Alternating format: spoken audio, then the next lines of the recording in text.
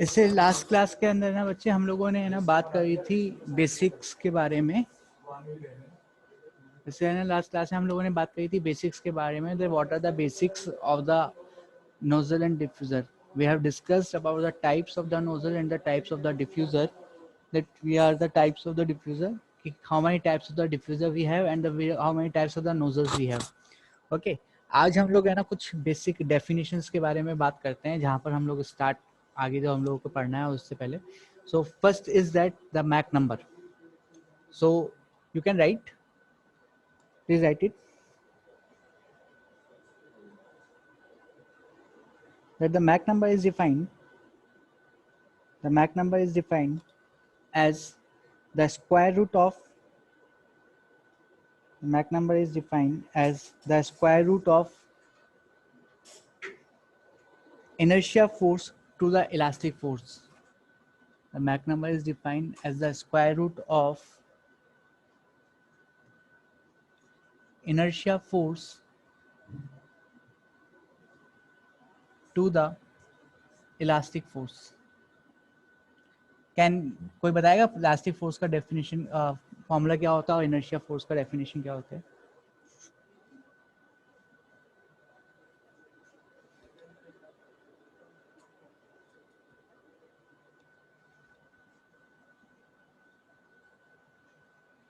What is the inertia force and what is the elastic force? Audible है सबको? Yes sir. हाँ तो answer भी दिया करो फिर, ऑडिबल है तो. ऑडिबल में तो हाँ, और आंसर के टाइम पे गायब. अक्षत, व्हाट इज इनर्शिया फोर्स?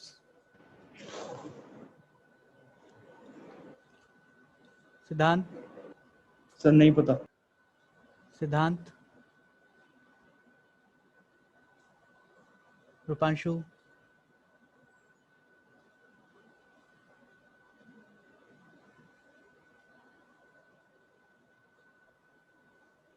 चलो सुनो, याद रखना है ना, इनर्शिया फोर्स जो होता है, inertia force is defined as inertia force is defined as rho a v square and the elastic force is defined as ka, where k is a constant जिसकी वैल्यू जो होती है ना, इसकी वैल्यू होती है rho c square. ठीक है? So when we put this value into the equation, what we get that it is comes as root v square upon c square, which will be concluded as v upon c. Okay, so what can we say? We can say that the Mach number is the ratio of the velocity of the medium, the velocity of the fluid in the medium to the velocity of an object of the in the light. ठीक है? सो हम लोगों ने बताया कि Mac number क्या है, speed of body to the speed of sound का रेशो है. तो उसको हम लोगों ने m equals to V upon C बताया. m upon V upon C कैसे आता है, वो हम लोगों ने डायमेंशन लेस एनालिसिस जब हम पढ़ेंगे तो उसके अंदर है ना ये चीज़ हमको मिलती है कि कैसे हमारे पास में ये डायमेंशन लेस फार्मूला हमारे पास में जनरेट होता है. ठीक है? और in the class I already discuss that if the Mach number is less than 1, if we have the Mach number is less than 1, so this flow is known as a supersonic flow. If Mach number is greater than 1, this is known as the subsonic flow. If the Mach number equals to 1, then it is known as the sonic flow. Is sonic flow, sonic is referred for the velocity of the sound. ठीक है? जो sonic word हम लोग use करते हैं वो हम लोग यूज़ करते हैं वेलोसिटी ऑफ साउंड के लिए. तो अगर वेलोसिटी ऑफ साउंड के इक्वल हमारे पास किसी ऑब्जेक्ट की वेलोसिटी हो रही है या फिर किसी बॉडी की वेलोसिटी हो रही है तो उसको हम लोग क्या नाम देते हैं, उसको हम नाम देते हैं सोनिक. ठीक है? कहीं पर सॉलिड साउंड की वेलोसिटी से कम है, साउंड की वेलोसिटी से कम होने पे क्या हो जाएगा, हमारा जो डिनोमिनेटर है, जहाँ हम लोगों ने इस डिनोमिनेटर की बात करी है, ये डिनोमिनेटर तो हमारा है ना कैसा हो जाएगा, as compare to the velocity के वैल्यूज की क्या हो जाएगी, स्मॉल. सो हमारा मैक नंबर क्या हो जाएगा, less than 1. It's comes to the some points, so उसको हम लोगों ने नाम दिया है subsonic. And if you talk about the values और द वेलोसिटी जो कि किससे बड़ी हो, हमारी साउंड की वेलोसिटी से बड़ी हो, तो उसको हमने क्या नाम दिया है, supersonic. Clear? Next. Yes sir. Next, the next one is sonic velocity. Basically it is also known as the velocity of speed of sound की है ना, जो हमारे पास साउंड की स्पीड है उसी को हमने क्या नाम दिया है, सोनिक वेलोसिटी का नाम दिया है. In this sonic velocity we are defining is as a root of pressure and as we define it is the root of pressure and density कि जो हमारे पास प्रेशर है और उस प्रेशर और डेंसिटी में क्या चेंजेस हो रहा है उसका है ना जो रेशियो है वो हमारे पास में क्या है, सोनिक वेलोसिटी है. We can write that c is equals to under root of del p upon del rho is the density and p is the pressure. ठीक है. और जनरली हम लोग सारा का सारा ये डेरिवेशन है इसको किस टाइप से लेके चलते हैं, इस सबको हम लोग कंसीडर करते हैं एज ए आइसेंट्रोपिक एक्सपेंशन कि हमारे पास में ना एक्सपेंशन कैसा हो रहा है, आइसेंट्रोपिक हो रहा है. सो कैन एनीवन एक्सप्लेन कि अगर हमारे पास आइसेंट्रोपिक इक्वेशन होती है तो हमारे पास है ना जो इक्वेशन होती है, जनरल इक्वेशन जो होती है, या फिर हम बोले कि स्टडी फ्लो एनर्जी इक्वेशन के लिए जो इक्वेशन होती है किस प्रोसेस को वो फ्लो करता है, वो इक्वेशन क्या होगी? हमारे पास आइडियल गैस इक्वेशन क्या है?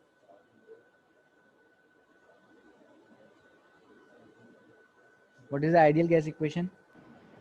Sir, PV is equal to nRT. Good. For the isentropic flow ये equation क्या हो जाती है? For the isentropic flows what will be this equation?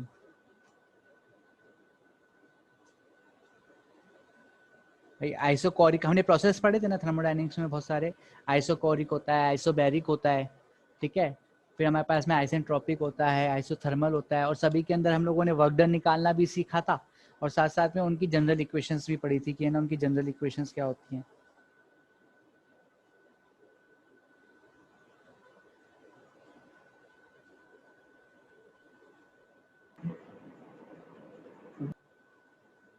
सो बताओ.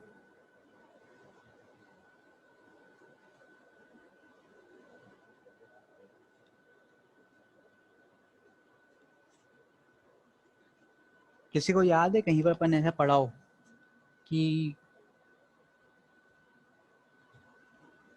कहीं हमने ऐसा पढ़ा हो कि पीवी की power n is equals to constant?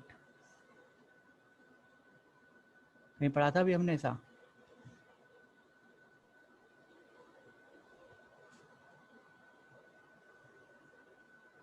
है बच्चों? पीवी की power n equals to constant पढ़ा था तो याद रखा करो ना, कैसे ऐसी भी चीज आई थी.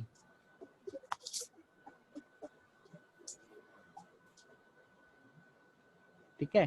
तो ये हमारे पास में क्या था, ये हमारे पास में वैल्यू थी किसकी, आइसेंट्रोपिक प्रोसेस की. तो आगे हम लोग जो भी पढ़ेंगे ना इस चैप्टर को, तो हम क्या कंसीडर करके पढ़ेंगे, इट इज आवर अजम्पशन. और ये है ना इसकी बेसिक प्रॉपर्टी है कि जब फ्लो हो रहा है वो कैसा हो रहा है, आइसेंट्रोपिक फ्लो हो रहा है. So in cover up all chapter of the steam हम लोगों को कैसे स्टीम को कैसा पढ़ना है, इसका एक्सपेंशन कैसा होता है, आइसेंट्रोपिक होता है. What is isentropic expansion? What is isentropic process? Himanshu, Naman, Pawan should have इस आंसर ना. पवन बहुत क्वेश्चन पूछता था. Pawan, what is the isentropic process? Sir जिसमें थर्मल टेम्परेचर कांस्टेंट, क्या कांस्टेंट हो? टेम्परेचर. वो तो बच्चा आइसोथर्मल होता है ना, जिसमें टेम्परेचर कांस्टेंट हो जाएगा. तो जिसमें टेम्परेचर कांस्टेंट हो जाए वो तो आइसोथर्मल होता है. I am asking about the isentropic process. Entropy constant. Rahul बच्चा आवाज नहीं. एंट्रोपी कांस्टेंट होती है सर. एग्जैक्टली एक ऐसा प्रोसेस जिसके अंदर हमारे पास है ना जो एंट्रोपी है वो कैसी बनी हुई है, कांस्टेंट बनी हुई है, उसको हम लोग क्या बोलते हैं, आइसेंट्रोपिक प्रोसेस बोलते हैं. Okay. So here we are talking about कि क्या हमारे पास में सोनिक वेलोसिटी थी. सोनिक वेलोसिटी के बाद में ना बड़ा ही अच्छा टॉपिक आता है, that is the stagnation property. Stagnation property है ना कौन सी प्रॉपर्टी होती है, basically these are the flow properties. The flow properties of the system, एक सिस्टम की ऐसी flow property on which the static properties or on which we can say its velocity is zero. सबसे important, its velocity is zero is known as the stagnation property. इसको हम लोग है ना HS curve के through बहुत अच्छे से देख सकते हैं कैसे है हो सकता है, देखो उसको समझो। किसी भी कर्व का एच एस हम लोग अगर ड्रॉ करें तो कुछ हमारे पास में इस टाइप से है होगा। ये हमारे पास में किस टाइम लाइन होती है, this is known as a our stagnation line और आवर सैचुरेटेड लाइन। कई पॉइंट है हमारे पास इस पोजीशन के ऊपर, इनिशियल पोजीशन मान ली कि हमारे पास में क्या कोई कुछ कह रहा है।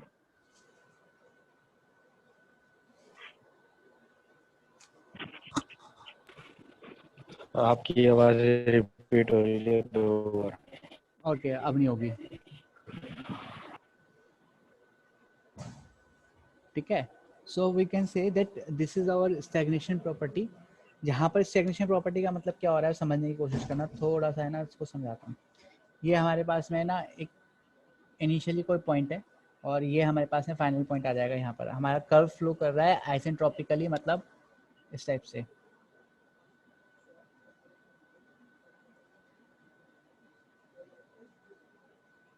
ये हमारे पास में कर्व फ्लो कर रहा है किसी प्रोसेस H1 से लेकर H2 तक। ओके, तो हमने कहा कि अब हमको बताना है कि इसकी स्टैग्नेशन प्रॉपर्टी क्या होती है। तो स्टैग्नेशन प्रॉपर्टी वो प्रॉपर्टी होती है जहाँ पर हम इन वैल्यूज़ को किस टाइप से लेके जाएं कि इनकी वेलोसिटी क्या हो जाए, जीरो हो जाए। If we generate the zero velocity, अगर हमको किसी भी चीज़ की वेलोसिटी ज़ीरो करनी है तो उस ज़ीरो वेलोसिटी को के लिए हमको क्या करना पड़ेगा, इसकी इंथैल्पी को इंक्रीज़ करना पड़ेगा और वी से इसका प्रेशर हमारे पास में क्या होगा, इंक्रीज़ होगा। अगर इसकी इंथैल्पी और इसका प्रेशर इंक्रीज़ होगा तो लेट्स सपोज कि कहीं यहाँ पर जाके है ना हमारे पास में ना वैल्यू क्या हो रही है, ज़ीरो हो रही है, ठीक है। कहाँ यहाँ पे जाके हमारे पास में ना ये वैल्यू क्या हो रही है, ज़ीरो हो रही है। तो यहाँ पर जो भी हमारे पास स्टैटिक प्रॉपर्टीज जनरेट हो रही हैं ऑन दिस पॉइंट, जो भी हमारे पास में स्टैटिक प्रॉपर्टीज जनरेट हो रही है, उन स्टैटिक प्रॉपर्टीज को हम लोग क्या कहते हैं, स्टैग्नेशन प्रॉपर्टीज। ये स्टैग्नेशन प्रॉपर्टीज क्या क्या हो सकती है, यहाँ पर कुछ प्रेशर आ गया, ऐसे प्रेशर लाइन जाती है ना, इस H1 के लिए ना ये कुछ P1 प्रेशर है, यहाँ पर जो हमारे पास H2 जा रहा है तो यहाँ पर कुछ P2 प्रेशर है। तो जहाँ पर ये हमारे पास प्रेशर P1 आ गया वो क्या है हमारे पास initial, P2 is a final pressure, ठीक है। P1 क्या था हमारे पास में इनिशियल प्रेशर, P2 क्या था हमारे पास में फाइनल प्रेशर। तो ये जो पॉइंट है ना, ये वाला पॉइंट, इसके ऊपर है ना हमारे पास में जो प्रॉपर्टी होगी ना उसको हम डिनोट करेंगे नॉट लगा के। यहाँ पर जो भी पॉइंट्स है उसको हम लोग कैसे डिनोट करेंगे, उसको हम लोग डिनोट करेंगे नॉट लगा के। तो एच नोट क्या है मेरे पास में, स्टैग्नेशन एंथैल्पी। इसके ऊपर जो प्रेशर था हमारे पास में, लेट्स सपोज कि वो प्रेशर है हमारे पास में पी नोट, ठीक है। इसलिए क्या हो गया हमारे पास में स्टैग्नेशन प्रेशर। यहाँ पर जो टेम्परेचर होगा वो टेम्परेचर हो गया टी नोट, इसको हम लोग क्या बोलते हैं, स्टैग्नेशन टेम्परेचर, ठीक है। तो याद रखना कि वो पोजीशन जहाँ पर हमारे पास में किसी भी फ्लूइड की प्रॉपर्टी या फिर किसी फ्लूइड की जो वेलोसिटी है वो क्या होती है, ज़ीरो होती है, उसको हमने नाम दिया है स्टैग्नेशन प्रॉपर्टी का, ठीक है। उसको हम लोगों ने नाम क्या दिया है, स्टैग्नेशन प्रॉपर्टी का। Yes, doubts? Doubts are welcome. Any doubt? Proceed करूँ आगे?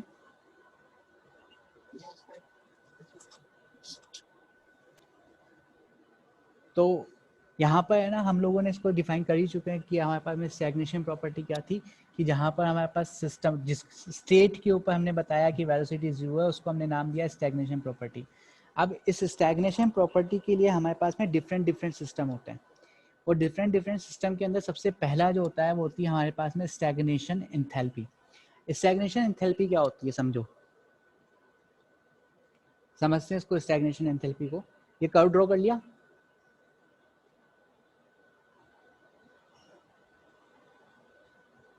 बच्चे कर्व ड्रॉ कर लिया,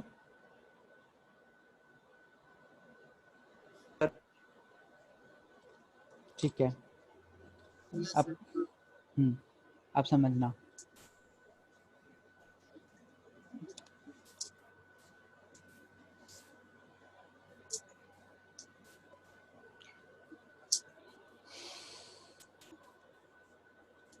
देखो सबसे पहले हम लोगों को पता है कि हमारे पास में है ना जो स्टेडी फ्लो एनर्जी इक्वेशन होती है, कोई भी फ्लूइड है अगर फ्लो कर रहा है वो, तो उस फ्लूइड फ्लो के अंदर है ना हमारे पास में क्या होता है कि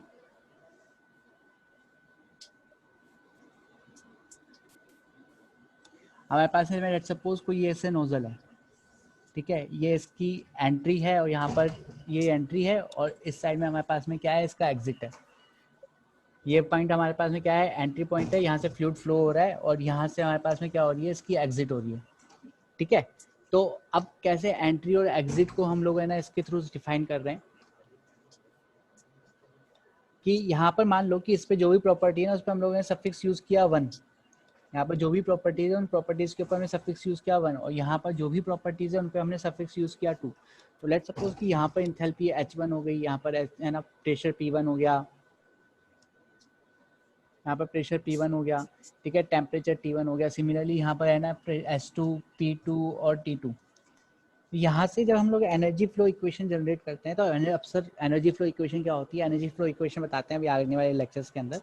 तो जब यहाँ से हम लोग है ना एनर्जी फ्लो इक्वेशन की बात कर रहे हैं तो उस एनर्जी फ्लो इक्वेशन से हमारे पास में एक इक्वेशन जनरेट होती है जिस इक्वेशन के थ्रू हम लोग कहते हैं कि हमारे पास में क्या होता है H1 प्लस C1 स्क्वायर या फिर V1।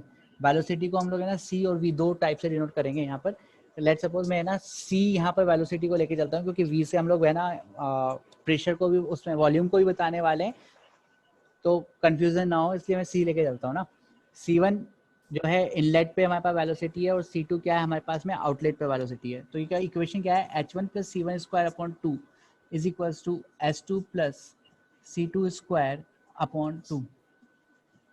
मैंने कहा वो प्रॉपर्टी जहाँ पर हमारे पास है जो ये इंथैल्पी है वो उस पर वेलोसिटी जीरो हो जाए, उस वेलोसिटी को हम लोगों ने, उस प्रॉपर्टी को हमने क्या बोला है, उसको हमने बोला है स्टैग्नेशन प्रॉपर्टी। तो अगर मैंने इस C1 को जीरो लेके चला गया, this tends to the zero, so ये जो हमारा H1 है, ये जो हमारा H1 है, ये H1 क्या कहने लग जाएंगे, इसको हम स्टैग्नेशन एंथैल्पी कहने लग जाएंगे H0।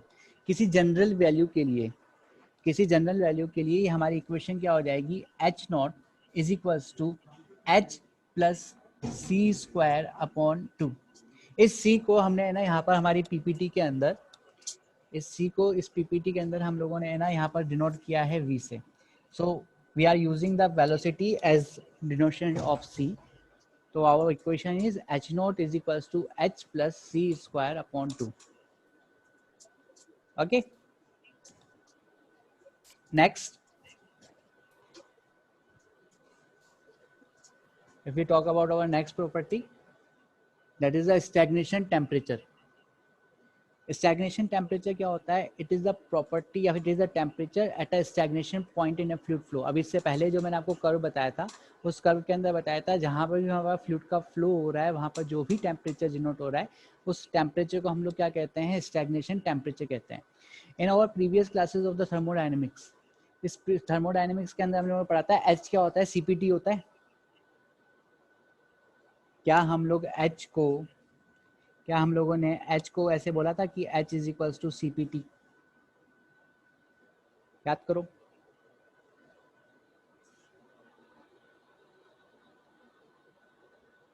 क्या हमारी प्रीवियस क्लास में हमारे पास H is equals to CPT था?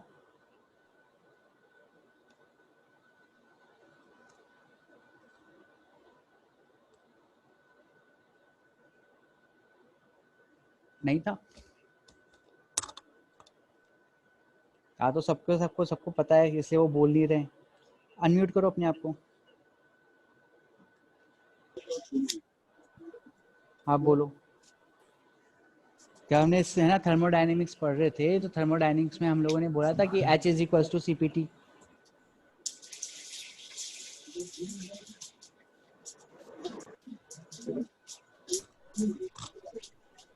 Yes sir. तो फिर बोला करो ना बच्चे। CP delta T। हाँ, delta H is equals to CP delta T, yes sir. है ना। तो इस H की वैल्यू को मैंने क्या करा, इस इक्वेशन के अंदर पुट कर दिया। अगर मैंने इसमें इक्वेशन में पुट किया तो व्हाट वी गेट, देखो H0 की जगह आ गया हमारे पास में CPT0, H की जगह आ जाएगा हमारे पास में CPT plus C square by 2। मैंने CP सब में से कॉमन ले लिया तो मेरे पास क्या आ जाएगा, T0 is equals to T plus C square upon twice of CP। T0 is equals to T plus C square C square upon twice of CP। This is the equation ना, ये equation हमने ना यहाँ पर denote करी हुई है। This one is the equation. T naught is equal to T plus C square upon twice of C P. इस इक्वेशन से है ना ये इक्वेशन जनरेट करनी है अब हमको कि ये इक्वेशन कैसे आई। तो समझो इस इक्वेशन के लिए क्या करना है, हम लोगों ने ना दोनों साइड से टी को कॉमन लिया, और अगर टी को कॉमन लेंगे तो हमारे पास में क्या हो रहा है, if we take the T as a common तो हमारे पास वैल्यू जनरेट हो रही है that T naught upon T, what we have the values T naught upon T is equals to 1 plus C square upon twice of C P T. Correct है?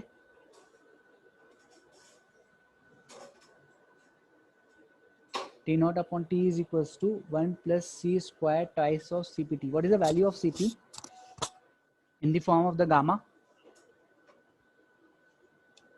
What is the value of CP in the form of gamma? R upon gamma minus 1. R upon gamma minus 1 या gamma R upon gamma R upon gamma minus 1. हाँ अब ठीक है, CP is equals to gamma R upon gamma minus 1. ठीक है, CP is equals to gamma R upon gamma minus 1.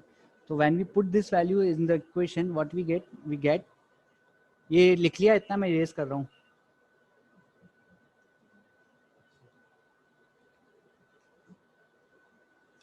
ये इतना part erase कर देते हैं, लिख लेना इस पे आगे। देखो जब हम लोगों ने ना यहाँ पर पुट किया तो क्या किया, T naught upon T is equals to T naught upon T is equals to 1 plus C square upon twice of gamma R upon gamma minus 1 multiply by T. तो हमने इसको बहुत शॉर्ट में ऐसे बोल देते हैं, T naught upon T is equals to T naught upon T is equals to 1 plus twice of gamma minus 1 of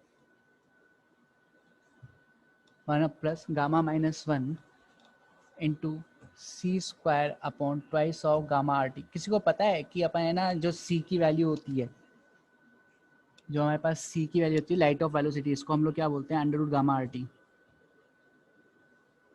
C को क्या बोलते हैं, under root gamma RT। If we put this value into this equation, देखो C ये क्या हो गया, under root gamma RT, ऊपर क्या है हमारे पास है वेलोसिटी, ऊपर क्या है हमारे पास है velocity of light, sorry velocity of an object, और नीचे क्या है velocity of light. So what we have the equation, we have the final equation 1 plus gamma minus 1 upon 2 capital C square upon small c square. ठीक है, और capital V upon सी क्या बताया था हमने, Mach number. So what we get the value 1 plus gamma minus 1 upon 2 multiply by Mach number का square. So please remind these twos, इन दोनों इक्वेशंस को रिमाइंड करना कि है ना हमारे पास में जो दोनों इक्वेशन आ रही है वो कैसे आई है, और इसको साथ में लिखते हुए चलना कि कैसे ये वैल्यू जनरेट हुई है। ठीक है, this is the stagnation temperature, और इसमें यूज सिंबल्स जो हैं वो हम लोगों ने यहाँ मेंशन कर दिया है कि सीपी क्या है हमारे पास में, कांस्टेंट प्रेशर पे स्पेसिफिक हीट है, टी नोट स्टैग्नेशन टेम्परेचर है, टी किसी स्ट्रीमलाइन फंक्शन के ऊपर है ना टेम्परेचर है, वी इज द वेलोसिटी, और हम लोगों ने इस वेलोसिटी जगह किसका यूज करा है, कैपिटल सी का यूज किया है, M is the Mach number, and gamma is the ratio of specific heat that is CP upon CV. Okay,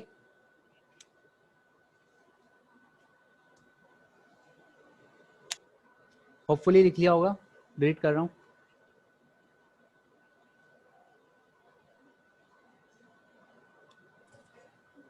Next property.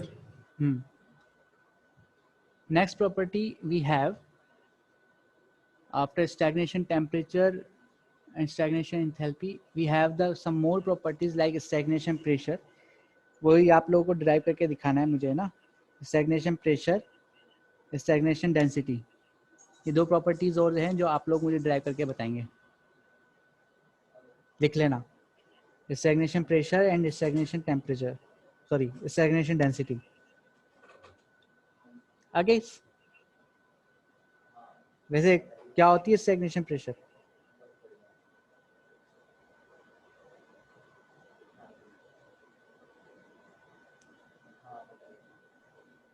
Stagnation point पे स्टैग्नेशन पॉइंट पे जो भी हमारे पास प्रेशर जनरेट होगा उसको हमने नाम दिया है स्टैग्नेशन प्रेशर का. So in this stagnation pressure we can say कि अगर आइडियल गैस इक्वेशन है मेरे पास में, तो आइडियल गैस इक्वेशन के अंदर क्या होता है मेरे पास में, लिख लेना, तुमको पता है कहाँ बुक ढूंढोगे, कि P naught upon P is equals to T naught upon T की power gamma upon gamma minus one. कि कैसे निकाला मैंने, इससे निकाला है पीवी की पावर एन या फिर पीवी की power gamma is equals to constant से. पीवी की power gamma is equals to constant, और कॉन्स्टेंट जनरली हम लोग क्या लेते हैं, एनआरटी. ठीक है, तो उन वैल्यू से मैंने ना ये इक्वेशन जनरेट करी है, P naught upon P is equals to T naught upon T की power gamma upon gamma minus one, जो कि हम लोग ना थर्मोडाइनमिक्स में बहुत बार यूज कर चुके हैं इसका. फ्रॉम द अबव इक्वेशन हम लोग किसकी वैल्यू निकाल सकते हैं, अबव इक्वेशन से हम ना टी नॉट अपॉन टी की वैल्यू निकाल सकते हैं. और जब वो टी नॉट अपॉन टी की वैल्यू इसके अंदर पुट करेंगे, इस इक्वेशन के अंदर पुट करेंगे, हमारे पास जो पी नॉट अपॉन पी की वैल्यू आएगी, इस पी नॉट अपॉन पी की वैल्यू डायरेक्ट मैं बता रहा हूँ, आप लोग इसको लिख के रखना, that the p naught upon p is equals to, derive कर लेना इसको, p naught upon p is equals to 1 plus gamma minus 1 upon 2, 1 plus gamma minus 1 upon 2 into Mac number का स्क्वायर, जो कि हम लोगों ने ना टी नॉट अपॉन टी से निकाला था, और इसके ऊपर पावर क्या लगा रखी है, गामा. इस पे पावर क्या लगा रखी है हमने, gamma upon gamma minus one.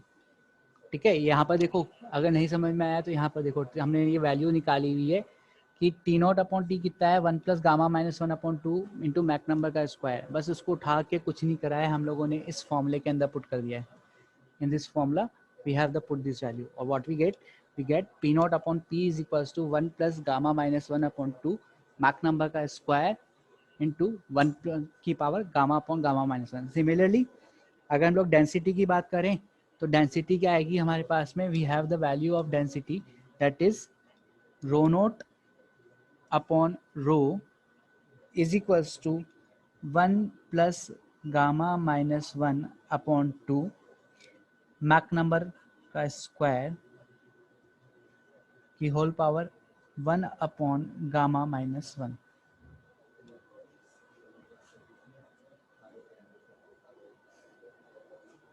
Clear है?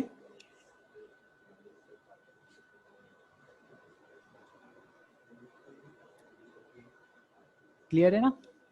सो आज के लेक्चर में है ना, सिर्फ हम लोग है ना स्टैग्नेशन प्रॉपर्टी के बारे में बात कर पाए कि स्टैग्नेशन प्रॉपर्टी क्या है, कितने टाइप से हम लोगों ने स्टैग्नेशन प्रॉपर्टीज को डिफाइन किया है. बेसिकली जहाँ पर भी स्टैग्नेशन पॉइंट हमको मिल रहा है, उस स्टैग्नेशन पॉइंट पे अवेलेबल सभी प्रॉपर्टीज को हमने नाम दिया है स्टैग्नेशन प्रॉपर्टीज का. बेसिकली एक ऐसी प्रॉपर्टीज होती है, फ्लो प्रॉपर्टीज होती है.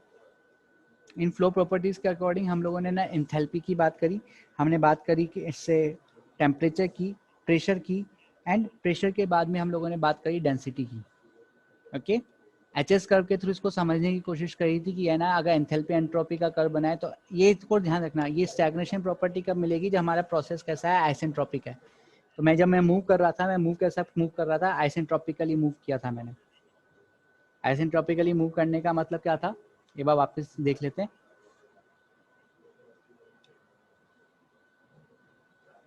आइसेंट्रोपिकली मूव करने का मतलब क्या था कि मेरे पास में यहाँ पर ये this curve is known as the enthalpy entropy curve, H S curve.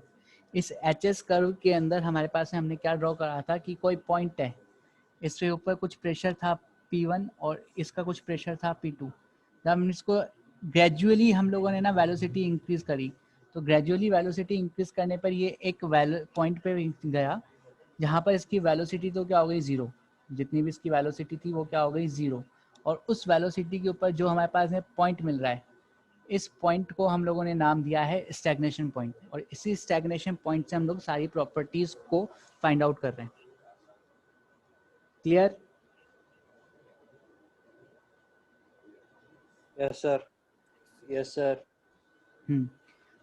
So at this note we are ending this equation. What I want from your side, I want कि अगर किसी को इस स्टैग्नेशन प्रॉपर्टीज के अंदर difference समझ में नहीं आ रहा है तो आप क्या करेंगे, आप लोग जाके एक बार अब किया ना जो इंजीनियरिंग थर्मोडायनेमिक्स जो हमने पढ़ी थी उस इंजीनियरिंग थर्मोडायनेमिक्स की वैल्यूज को देखेंगे वहाँ पर क्या बताया था हमने, ठीक है।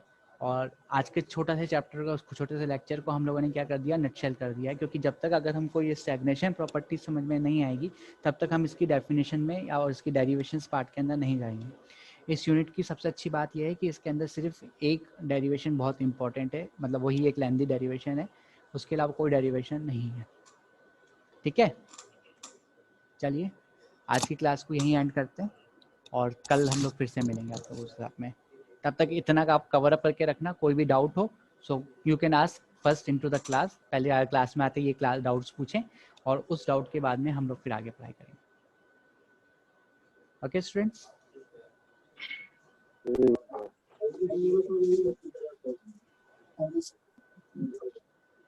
ओके बच्चे, बाय बाय।